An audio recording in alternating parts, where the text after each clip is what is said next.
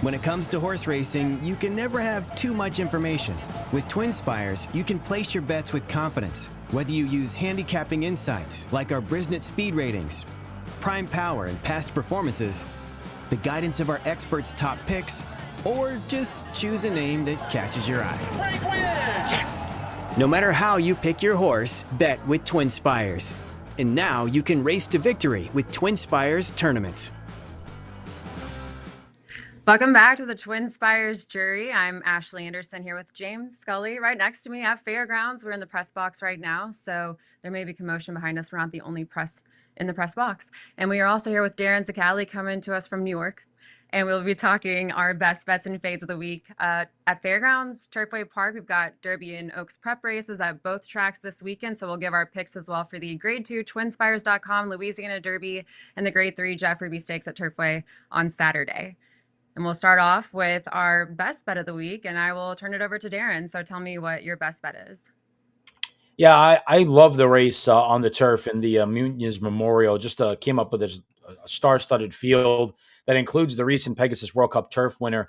But I like a horse that's going to be a really big price here in Cameo Performance, 20-1 on the morning line. Cameo Performance is a horse that I've been high on since he came over here to the United States and breaking his maiden at Keeneland. He came out of that race to be the favorite in the Audubon at Churchill Downs in June. Did not run very well that day at all, but then came back in the Marine Stakes over the synthetic at Woodbine and ran what was close to a winning race in that particular day, and then won in a stake over the turf at Ellis. I forgive the race at Kentucky Downs because, first of all, not every horse likes Kentucky Downs, and second of all, this horse just was completely stymied and boxed in and just not allowed to run whatsoever. Now, he is coming in off a substantial layoff, but Brendan Walsh has some of his best numbers off this type of a respite, and he's luring one of the best riders in the country, if not the best, in Irad Ortiz.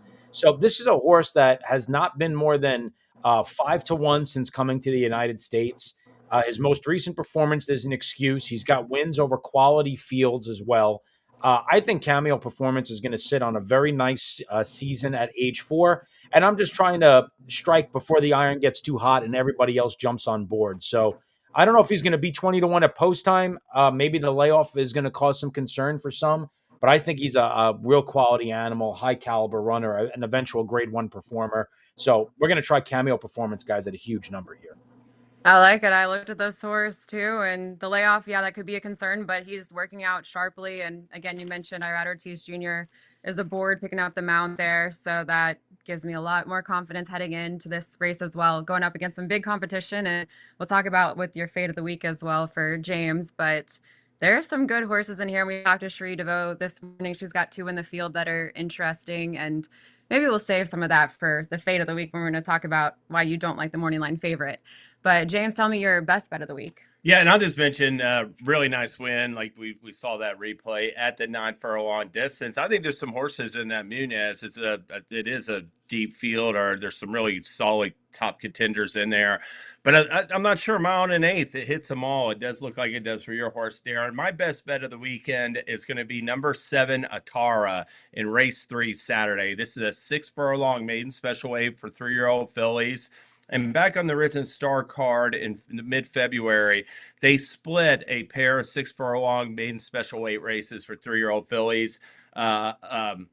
Ahava won one of them, who's in the Fairgrounds Oaks, but the other one went like more than a half second faster. It was won by Velvet Vortex. I liked the effort by Atara that day. I thought she really was hustling, trying to go with the top 2 who just had too much speed for her. But I think that was she still showed good tactical ability in my eyes, and she's going to improve second time out for William Walden and gets Luis Saez back on her. I love the way that Walden sharpened her up with the 5 furlong drill last week, and I look for Atara to graduate at second asking Saturday in race 3 at Fairgrounds. Yeah, it's a small sample size, but Will Walden, second career race, wins about, was it 28% of the time? And then 29. 29%, and then 71% of the time finishes in the money. Yeah. Again, small sample size, but still, I mean, the numbers are good there. Any thoughts, Darin, or should I take it over to my best bet? I looked at the race, obviously, when handicapping the card. I just don't know what the first time starters of Brad Cox are going to be. She won the budge. She won't budge, excuse me.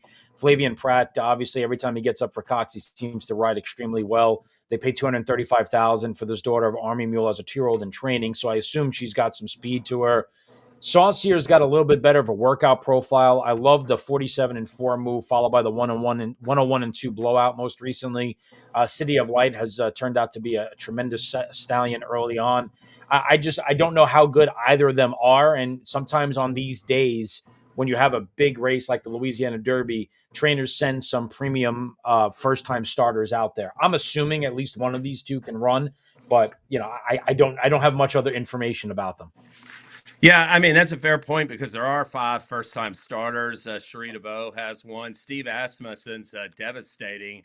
I heard somebody touting the way he was training this morning, so I wouldn't be surprised to see him take a little money. He's 5-1 on the morning line. It's just that I thought that the main special weights on the Risen Star card, I thought that the winner and runner-up in this race are going to be of stakes quality. We'll see if that happens, but I thought that was a very live field and very live race, and but always a potential with these firsters, like Darin was saying. For my best bet, I'll take it to race 4 on Saturday at Fairgrounds. It's a 1.16 allowance optional claimer over the turf, and I'm going with number 5, Create Trouble at 8-1 from Mike Maker. I actually like both of his horses in this field. You have 8 Yellow Brick, but that horse is coming back onto the turf, and I like the fact that with the 5, you have recent turf form here, and I think a potential to get a win here first off the claim for Mike Maker. Great Trouble will have Jose Ortiz aboard as well, and got a win at Aqueduct. This was 4 back on the turf at today's distance, had a 93 brisnet speed figure, was pressing the pace, and then went on to win by 3.5 lengths that day. Last 3 starts hasn't looked quite as good and had one race came off the turf at Fairgrounds as well. But in the last race, folded to finish 12th. But I think first off the claim, like I said, with Mike Maker, high percentage there and Jose Ortiz aboard. So I will go with the price at 8-1. Yeah, I think go ahead, James. I'm sorry. I was just going to say, I do think she's going to get a solid price. I mean, Jose Ortiz, he's won almost 90 races this meet, and his horses get bet, but he still should be fair value. Yeah, and Maker is pretty astute with claims like this. We've seen them time and time again. A lot of times he turns some of these horses into marathon runners on the turf. Not necessarily the case with this one. I remember this horse last fall at Aqueduct. The horse he ran a great race at the end of October, where he stalked and pounced and drew clear that day. I don't know what's happened since he's gotten to the fairgrounds. Maker obviously saw something in him and maybe figures that he can steer him back in the right direction. I just hope the issue is not the fairgrounds turf course itself, that he doesn't get over it well, but he's got a bullet workout in preparation for it. And again, I've seen Maker with claims like this before work out, and you have to imagine that they're going to get pretty aggressive with the horse once again, leaving the starting gate. I'd try to probably put him on the front end and see if that just kind of perks him up here. But it's an interesting horse in a very interesting race. Yeah. Let's turn it over to our fades of the week. James, talk about that Munoz Memorial. Yeah, I'm going to fade Spirit of St. Louis. Chad Brown has 2 runners in here. He's got Spirit of St. Louis and redistricting. And of the 2, I mean, I like redistricting better. Spirit of St. Louis, I give him credit. I mean, ultra game win, but I mean, that was a really potentially a tough race for him. I think to come right back and run again. First start, that was his first start last time off of like a 3-month layoff, coming back 2 months later here. And he's having to spot weight to a lot of these rivals as well. So I thought he'd be, I thought I'm going to try to beat Spirit of St. Louis in there. I respect both. I thought Brilliant Birdie was real good last year, but Cherie DeVoe has another contender in this field, and Rebel Red, a horse that really showed an affinity for the 1.8 distance 2 starts back. And I mentioned as well redistricting. That horse has been a little bit of a head case, but he's eligible, I think, to keep, still pretty relatively lightly raised for a 5-year-old gelding, and could show more in his comebacker for Chad Brown. Yeah, Rebel Red is who I had circled, and Cherie DeVoe seemed pretty encouraged coming into this race. When you talked to her this morning, that interview will be coming out later. But in that, Red Smith had the lead in the stretch and then ended up finishing 3rd to integration. But I think here, cutting back slightly, has a win, or actually, yeah, a win from one try at the distance, and looks like a big chance Jose Ortiz aboard again. Yeah, I mean, obviously, I give out a big price in this race. I'm not as bearish on Spirit of St. Louis as James. Obviously, I don't want him at a short price. I loved him at Gulfstream last time, and he certainly returned dividends at nearly 8-1. That price is gone. I've always been high on this horse, though. We've watched him quite a bit in New York, and those horses that have been running in those turf races, those New York bred races, the Dakota Golds, City Man, Jerry the Nipper. Those are quality animals, and it's a pretty strong group in terms of those New York bred turf runners. So this horse was beating those horses routinely. I think was kind of undersold just how good this horse is. And I'm not fading him because he's coming off of a tough win. I think the race is well spaced out enough. I just think this field is pretty strong. It's pretty deep, and the price is just not what it was last time. So I won't be surprised if he runs very well. I just think you could find better value elsewhere. And I'll just say, I think a lot of that, I mean, and I've heard other people make this point too. I mean, that turf course at Gulfstream, I mean, Tripp was, I think has been everything in a lot of races this meet. And that's another thing with Spirit of St. Louis. I just thought he was basically, I mean, it was just a perfectly timed rod by Tower there to get him up, and he had to fight to do it, but may not be so fortunate. We'll see on Saturday. Darin, what is your fade of the week? Yeah, Turfway Park, they've got a very nice card, obviously, as well for the Jeff Ruby Stakes. In the middle of that card, they have an entry-level allowance event for fillies and mares in race 5 going 1 mile. This race I thought was really tough, and I'm fading Birdie Rosier, who was making the 3-1 choice on the morning line. This horse is coming off a second-place effort behind a next-out winner, went straight up for $25,000, when really dictating the terms from nearly start to finish, was allowed to just gallop around the track through some rather methodical fractions that day, and still got beat, admittedly, by a horse that came back to win. So not necessarily down on the loss. My concern here is now is cutting back to a mile and is drawn to the outside when you have a horse like Take Shape, who's likely to show good speed to her inside. You have Montego Bay on the stretch out, I think is going to go forward.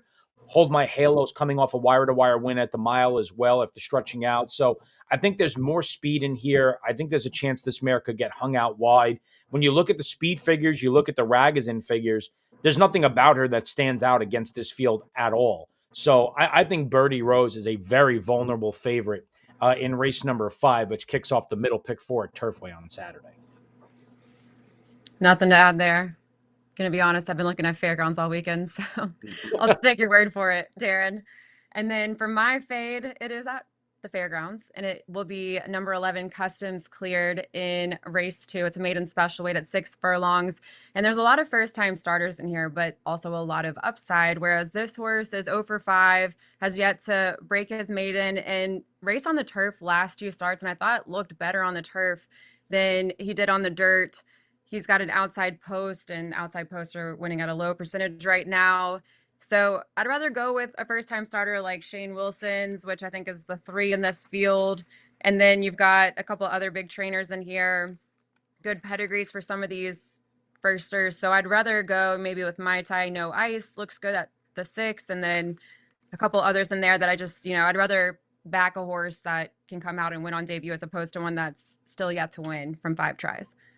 Yeah, and I don't know why they put this horse back on dirt. Now, admittedly, I'm not nearly as close to this horse as the connections, but off the last couple of races versus what this horse was running on dirt, I don't know why you would be inclined to go back to the dirt off those 2 very narrow defeats and very quality efforts. So that is certainly a concern for me. I think the workouts on the 6, Mai Tai No Ice, they look really, really strong. Mm-hmm. I'm a fan of Anchored Down early on as a stallion as well. He's got a couple of nice 5 furlong bullet works that are kind of hidden there. Al Stahl's got a horse that's working very well in Shotgun Shack. Yeah, I completely agree. This is a favorite that I would fade every day of the week. All right, well, let's talk about the promos and tournaments happening at TwinSpires this weekend. So, Darin, what's going on? Big Derby prep weekend, as we all know. We will start talking about what they have going on between Turfway and the fairgrounds. The Bayou Bluegrass Pick 5, you take a look at the races that they have there in the order. You got 3 at the fairgrounds, 2 at Turfway. You're featuring the Oaks preps. You're featuring the Derby preps as well. So just a spectacular sequence of races there, covering the lot between Fairgrounds and Turfway. You have a very low takeout, 15% there. It's a mandatory payout situation, so no carryover perspective. So the pool has to go. A really good opportunity, and it's a $1 wager, which is kind of exciting for some of us that don't like the pools that get a little bit diluted. So the Bayou Bluegrass Pick 5, a really great sequence of races there between the two tracks. And we've got a couple of offers that cover the sequence of races. We've got the Road to the Derby profit boost going through the Bayou Bluegrass Day, as we've come to call it. 15% win exacta daily double trifecta. You get a boost up to a $25 cap. So a little bit of a chance there to enhance your winnings throughout the day and get a little bit extra back for your bankroll in your TwinSpires account. And then we have the money back offer. So we have the profit boost on one end, we have the insurance on the other. We cover all bases. Got the Oaks prep races and the Derby prep races in it, up to $10 money back on the Road to the Derby second and third. So if you win, you get the boost side. If you run second or third, you get your money back. So you got the best of both worlds, as usual, at TwinSpires. And then, of course, we have a monster tournament tomorrow for the big day Saturday. We talked about Bayou Bluegrass. We talked about the two tracks. We got both of them in there. Louisiana Derby, Jeff Ruby, Kentucky Derby Betting Challenge qualifier, all the races in both tracks, $800 buy-in, $400 to your bankroll, $400 to the prize pool. We have a feeder contest that just kicked off. Is kicking off in a couple of minutes at Oaklawn. It's a bonus feeder. So it's a low ratio, one for every 5. And then once we get to 10 seats, one for every 4. So if you're watching now and you want to try to win your way into this tournament that you're seeing, go in and register for the bonus feeder contest ongoing right now at Oaklawn. Definitely not too late to get involved there. And this is a great qualifier because we're giving out 2 Kentucky Derby Betting Challenge seats for every 25 players. So as this price goes up, as we get closer to Derby, yeah, it costs a little bit more, but you got a better chance of getting into the Kentucky Derby Betting Challenge in that big $250,000 pot. So huge weekend at Turfway and Louisiana, and we've got you covered from one end of the spectrum to the other, guys. And a good segue to those 2 Derby prep races at Fairgrounds and Turfway. Let's now give our picks for those prep races. 100 points goes to the winner of each. And let's start with the Jeff Ruby Stakes at 1.125 on the all-weather. It's at 6:25 p.m. Eastern time is post time. Let's see, Darin, tell us who your top pick is in the Jeff Ruby Stakes. Yeah, this is a great betting race. I landed on Flying Mohawk at a huge number here at 15-1. Now, Flying Mohawk is going to the going to synthetic for the first time, as he's done all of his running so far on turf, being by Caraconti, of course, a Breeders' Cup Mile winner.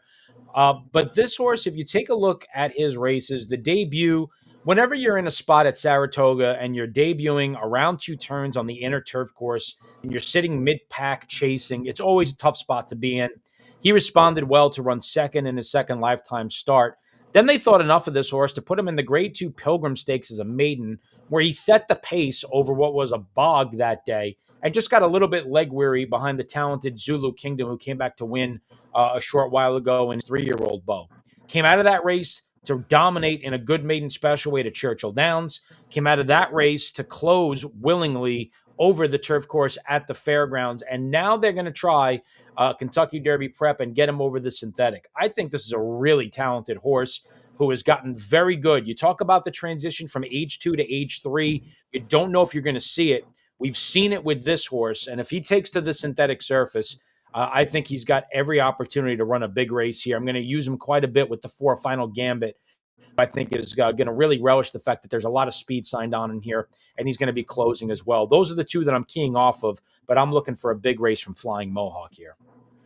Yeah, I thought once he ran in that Pilgrim and he was setting the pace, like you said, I thought he really advanced off of that. Really, in his next 2 races, he settled, and when he came with a late run, just mentally seemingly moved forward. And those are 2 really strong wins on the turf at Churchill and that entry-level allowance at Fairgrounds. I'm going to go with Maximum Promise. Here's a horse, to me, needed the race in the Lecomte off of a 6.5-month layoff and had a tough trip on the inside part of the track. It was a wet, sticky track. that day at Fairgrounds. Only got beat 2.5 lengths, and came back last time in the John Battaglia Memorial, and I just thought wasn't ready for the start or just didn't get away from the gate right, and that caused all kinds of trouble for him early. And then they went out there and ran 6 furlongs in 1:14. So they were just crawling up front. I thought that was a real sneaky move to rally from last or next to last to be third, beating 4 lengths. And if he keeps advancing off of that effort, he took to the synthetic, the Tapeta just fine.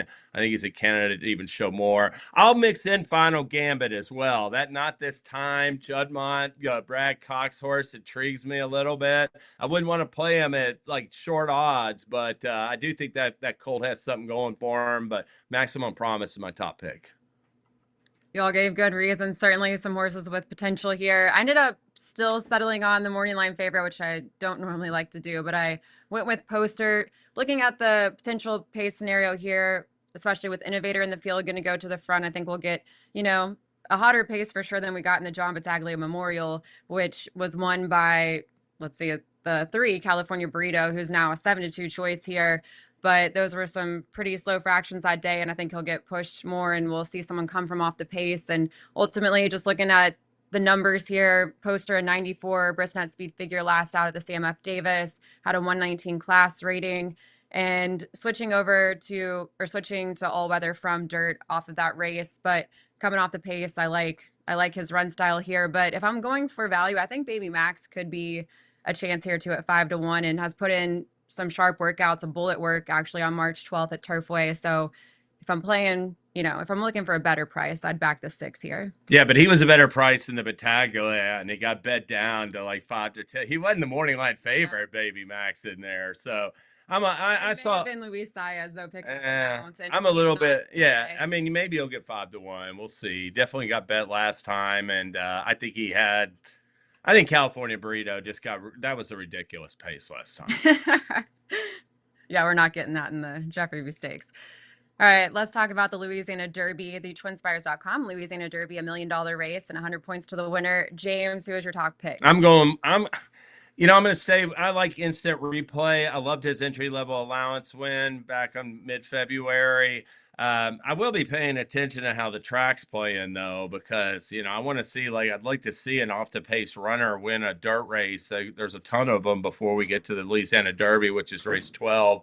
But I do think that this horse is advancing, progressing for Brad Cox. I think that effort at Oaklawn Park where he ran 4th to Sandman, he was sort of done by the top of the stretch, and I'm sure Connections came away really disappointed, but that was a pretty tough little field. Calling Card was 3rd in there and he had a recency edge. And I just think Instant Replay, the light bulb seemingly went on last time. I've read Cox's quotes. He's real bullish, basically saying he's moving forward right now. And I think he's going to get a good setup. I'll use Hypnus too.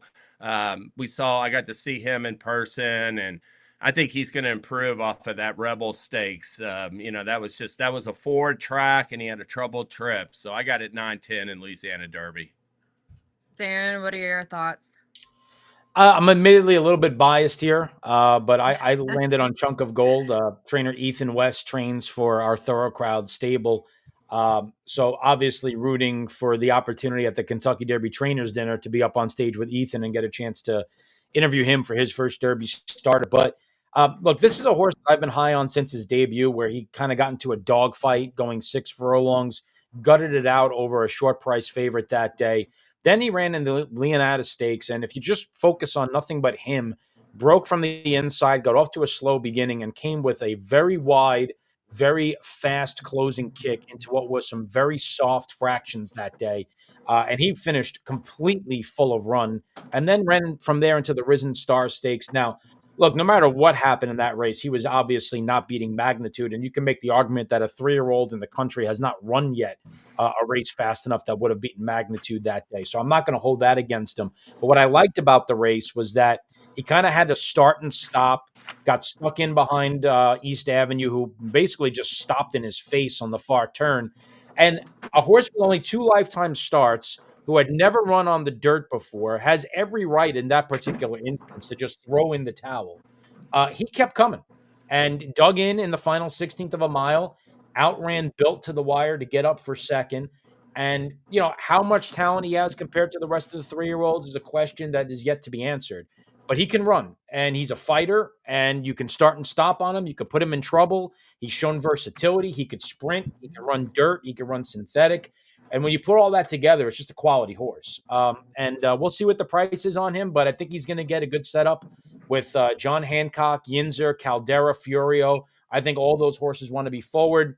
If he can navigate a trip here, and I trust Jarrett Loveberry to do that, I think Chunk of Gold has a really big shot. And I think you're going to get double digits. I mean, I understand putting him 8-1 off of that runner-up effort, but I mean, Caldera's getting bet. There's no chance he's 5-1.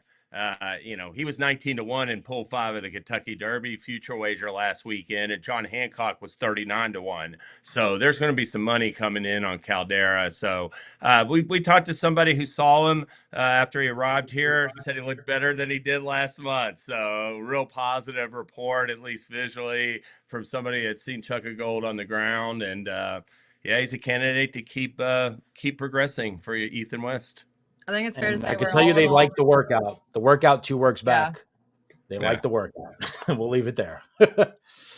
Sounds like we're all a little cold on the morning line favorite here, John Hancock, but I'm with you on Brad Cox's instant replay. And I talked to Brad this morning. He seemed very excited about instant replay and potentially an ideal setup for him coming from off the pace. He's coming off a 5-length win at Fairgrounds and eligible to improve second start off the layoff. So I'm going to play instant replay as well. Again, I don't know that we're going to get the price that we're getting on the morning line, but I think he looks like a good chance. I do like how Caldera looks coming into this with that no second getaway car, but obviously getaway car at Colonial did not perform well. So kind of takes away a little bit there from that run up to getaway car in the Sunland Derby. But got to respect Hypnus too, just the way Kenny McPeak has been talking about him. And James and I were out there this morning watching Hypnus around the track, and Kenny seemed very, very pleased. So got to keep an eye on Hypnus. The other one I'll mention, a little intriguing to me, is his Fassimo. He's getting first-time blinkers.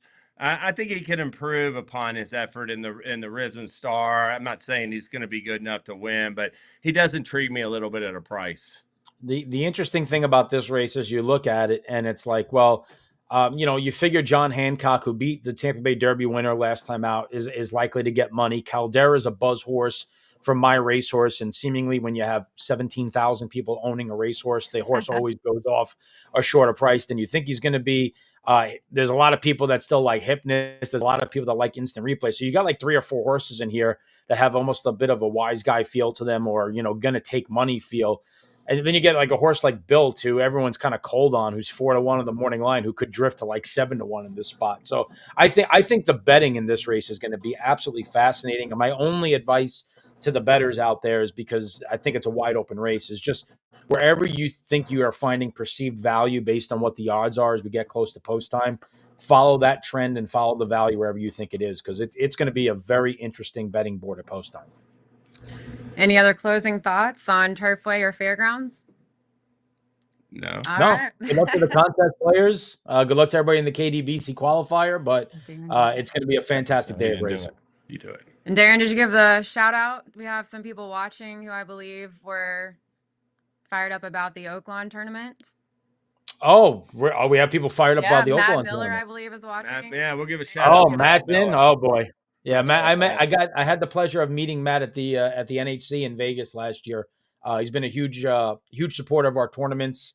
I don't blame him. He's won like 30 of them, so he might as well support them. But I had the privilege of meeting him and several of his other compatriots out there, and a lot of the tournament players that were just excited to be involved. But Matt's no joke when it comes to the tournaments. He's written a book about it, and the results certainly live up to expectation.